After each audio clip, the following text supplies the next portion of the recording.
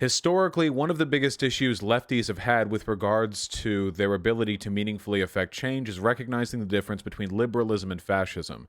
There were a number of left-wing political parties which basically took their orders directly from the Kremlin in the 1920s and 1930s, which adopted the mantra of or at least the idea that this thing exists, this thing called social fascism. And the argument was that fascism, which we know, of course, ultranationalist, right-wing, tends to be ethnically exclusionary, patriarchal, obsessed with militarism and a plot against the nation, that sort of thing, that is one thing. And then you have another thing, and that other thing is social fascism. And social fascism is everything that isn't fascism or socialism, essentially. Social fascism, so named, because it procures the social conditions which lead to fascism. And there is a crumb of truth in here as well. Take liberalism, for example. Does liberalism lead to fascism? Well, yeah, it totally can. Yeah, absolutely, yeah. 100% of the time, no. I mean, there's a lot of variance historically for how these things play out, but reliably enough, like, yeah. And the main reason for that is because here's the pattern of behavior. This happens every time. Liberalism, that is to say, a belief in democracy, individual rights, humanitarianism, and capitalism. The main issue there is the capitalism bit. See, capitalism invariably leads to the creation of an over- and underclass, the bourgeois and the proletariat, those who own the means of production and those who simply work at them. And the issue is that this creates a massive power divide between essentially the wealthy and the poor. And wealthy people, because of the way capitalism works, necessarily have a greater degree of control over the mechanisms of democracy.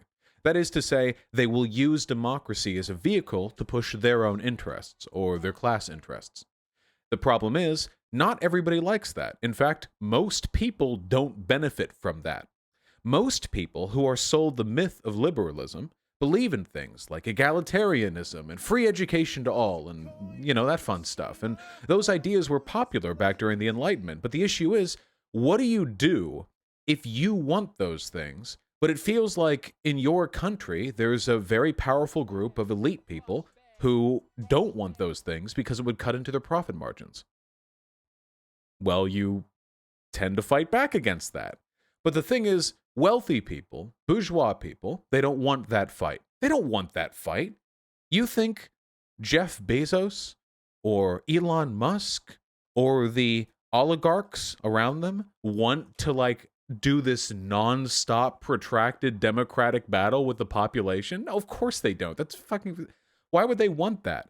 They have the power to avoid that fight by making people obsessed with issues that do not directly affect them and dividing them along those lines. Divide and conquer, that's the mantra right there.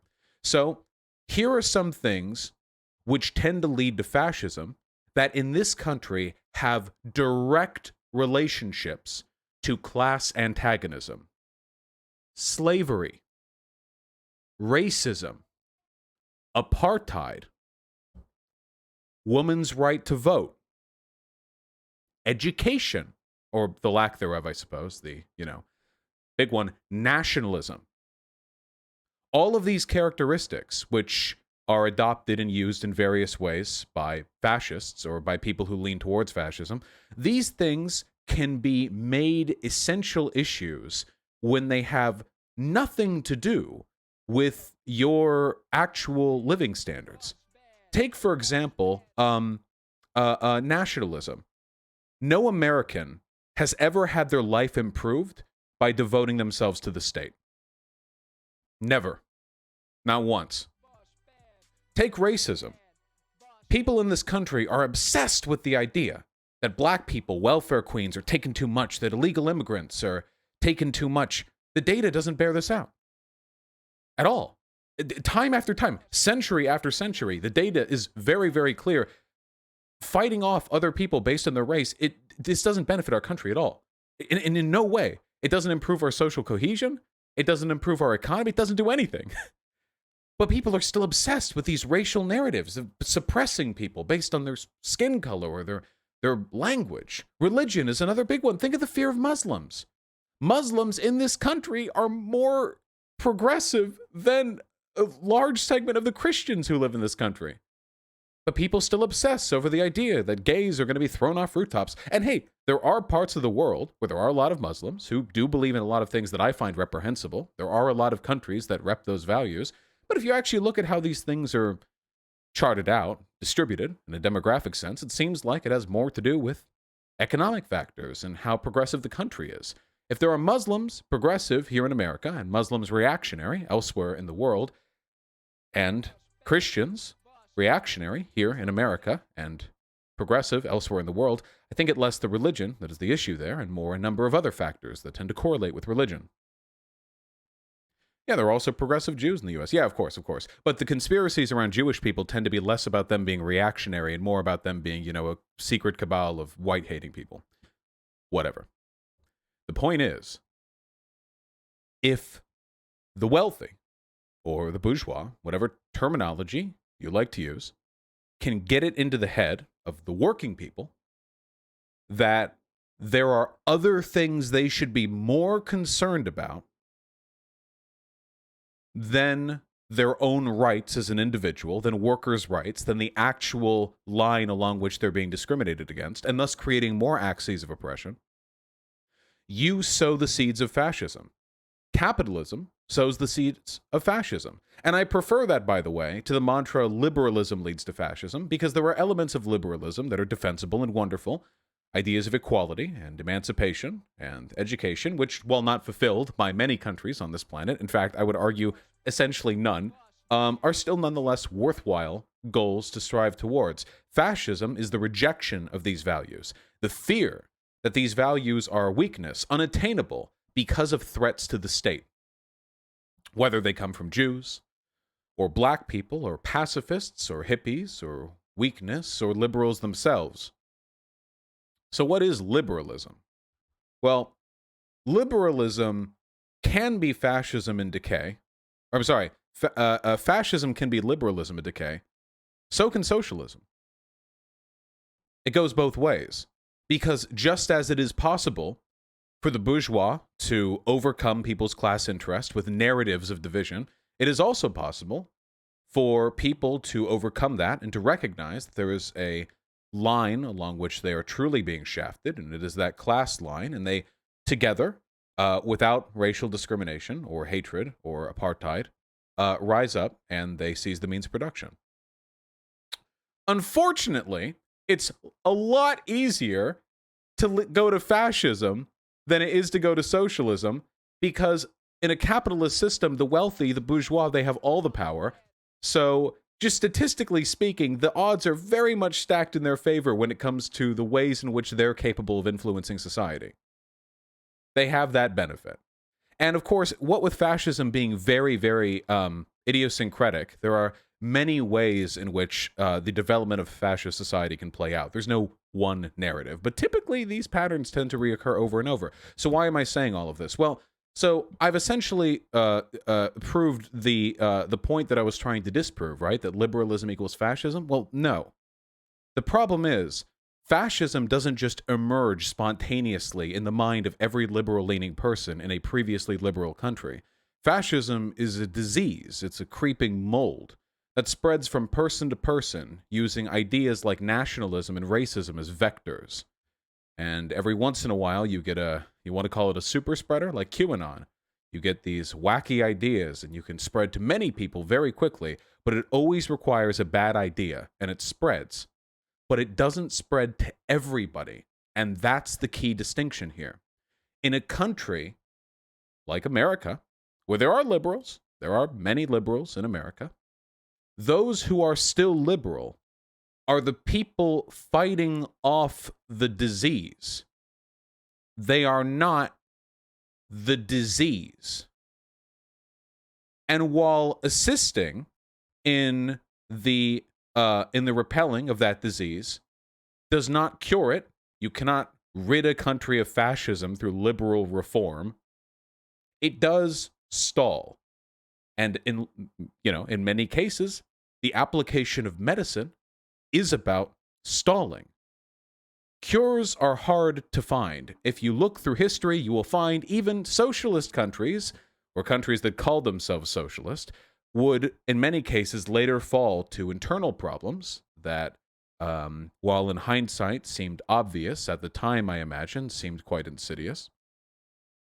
So we have to remember that when we're dealing with political efficacy, we can't deal exclusively in hard cures and hard determinations. There are many shades of gray. And I personally am of the opinion that an inability to distinguish between infected and uninfected portions of a country does not help us in curing it all. In fact, I would argue that the ability to distinguish between elements of society, individuals that are liberal and are fascist, is essential to administering a cure. Because a cure to fascism is socialism, done properly, and socialism can only take root should class consciousness spread amongst the people. And how are we supposed to spread class consciousness amongst the people if we are seethingly contemptuous of liberals who, in many cases, share fundamental ideas with us, but just haven't been exposed to the right conditions necessary to agree with us on the hard lines? How do we fix this if we can't distinguish between enemies and potential future allies? It's insane to me. Look, if you want to feel contempt for liberalism, go right ahead, though, I mean, sometimes like the illiberal left, I mean, some of these people reject the concept of equality. You can go too far with that. There are elements of liberalism that are defensible, but generally speaking, be contemptuous of systems. But for fuck's sake, man, if you actually don't believe there's a difference between a Biden and a Trump presidency, and I've been over this 100,000 times now, then you aren't capable of being a socialist. Because being a socialist and being an advocate for socialism means being aware of and responding effectively to the material conditions of the country you are trying to effect change in. And the gulf between liberalism and fascism, between right now, the Democrats and the Republicans, right now today, is large enough that an inability to distinguish between the two of them, you might as well be colorblind, man. You might as well be colorblind. Trying to color match a painting. You're not capable of it. You're lacking a fundamental form of cognition. Your inability to distinguish between these colors, between these ideas, means that any attempt at political efficacy on your part is going to end up being, deeply flawed. I apologize for my ableism, but do you guys understand what I'm saying? Yeah, Flame832, you're the one who asked to begin with, right? So there you go. Just, God help me. Guys, it is possible to criticize liberalism without doing this crazy both sides thing. I mean, God, what are we? Fucking centrists? Jesus Christ. Functionally, there's no difference between an enlightened centrist who can't see the difference between the Republicans and Democrats because they're a reactionary and because they're like some sort of far left ANCOM or whatever.